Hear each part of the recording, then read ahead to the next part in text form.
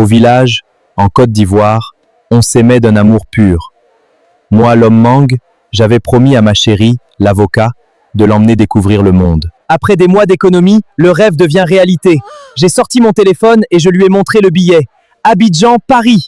Son visage s'est illuminé. Elle n'en croyait pas ses yeux. Nous sommes arrivés en France.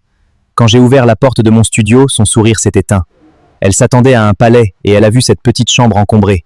Quelques mois plus tard, la désillusion était totale. Un soir, sous la pluie, elle a choisi la facilité. Elle m'a quitté pour lui, un homme qui affichait sa richesse, sans savoir qu'elle faisait le pire choix de sa vie. Le choc a été brutal. Elle pensait avoir trouvé le succès, mais en entrant dans le bureau du PDG, elle a découvert que l'homme qu'elle avait quitté était le patron de son nouveau fiancé. La boucle est bouclée.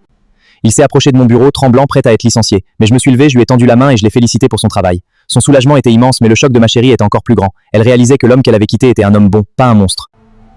Alors que son fiancé me remerciait chaleureusement, elle est restée muette, incapable de dire un mot. Mon regard croisait le sien, et chaque seconde de ce silence lui rappelait la petite chambre qu'elle avait fui. Le silence était glacial. Son fiancé perdu n'arrêtait pas de lui demander ce qu'elle avait, pourquoi elle tremblait. Elle n'osait pas le regarder en face. Elle savait que la vérité, si elle éclatait, détruirait le mensonge qu'elle appelait sa vie de rêve.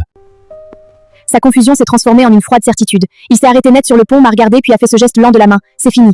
J'ai vu mon avenir s'écrouler sous mes yeux. Il ne m'aimait pas assez pour pardonner un passé qu'il n'avait même pas compris. Son départ n'a pas été bruyant. Pas de cris, juste un silence glacial sur ce pont. Je l'ai vu partir. Je l'ai vu partir seul vers Asferem sous Sarze bleu cœur. Moi, sasi durmil lat. Les années ont passé, et mon empire s'est étendu. Pourtant, chaque matin, je me tiens seul sur ce balcon, regardant la tour Eiffel s'éveiller. Le succès a un goût sucré, mais la solitude est une ombre froide qui m'accompagne. Mon cœur est resté là-bas, sous la pluie. L'argent achète beaucoup de choses, mais pas le temps. Sur mon bureau, il se photo de nous deux, jeunes esthètes de chambre. Dans le reflet de la vitre, je revois leur visage terrifié ce soir-là. Ce souvenir est le seul lien qui me reste avec celle que j'ai aimée. Les millions s'accumulent, mais mon cœur est resté là-bas, dans ce petit café sous la pluie. Parfois, je m'assois seul, et je la revois dans le reflet de la vitre. Le succès est un plat qui se mange froid quand on est le seul à table. J'échangerai tout mon empire pour un seul de ces sourires perdus. Il était temps de lâcher prise. Je me suis tenu sur mon balcon une dernière fois, et j'ai sorti cette vieille photo. Je l'ai laissée filer. C'était un adieu au passé, au nous que j'avais perdu, et une acceptation du moi que j'étais devenu. Mon empire est vaste, mais il est vide. Elle a emporté tout le reste. Aujourd'hui, je suis le roi de Paris, du moins de cette vue. J'ai un empire, une richesse infinie. Mais ce que je n'ai pas, c'est elle. La solitude est le seul trône sur lequel je suis assis. Mon empire est vaste, mais il est désespérément vide. Que feriez-vous à ma place ?